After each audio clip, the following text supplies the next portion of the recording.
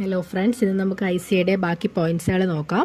First ICAയുടെ publications ആണ്. First cooperative trade directory, അതുപോലെ ICA ബുള്ളറ്റിൻ. കോപ്പറേറ്റീവ് ട്രേഡ് ഡയറക്ടറിയും ICA ബുള്ളറ്റിനുമാണ് ICAയുടെ പ്രധാനപ്പെട്ട പബ്ലിക്കേഷൻസ്.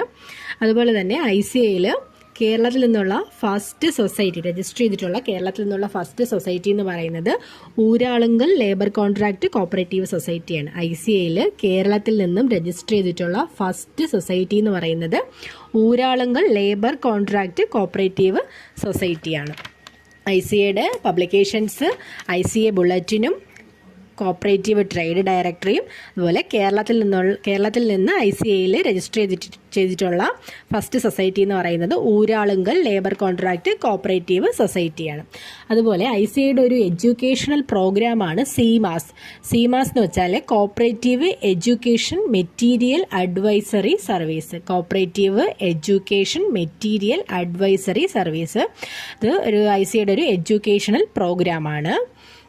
അതുപോലെ ഹെഡ് ക്വാർട്ടേഴ്സ് കൂടാതെ ICAക്ക് 4 റീജിയണൽ ഓഫീസേഴ്സുകളുണ്ട്. 4 regional officers: Asia Pacific office, American office, European office, African office. അപ്പോൾ ICAക്ക് ഒരു ഹെഡ് ക്വാർട്ടേഴ്സും 4 റീജിയണൽ ഓഫീസേഴ്സും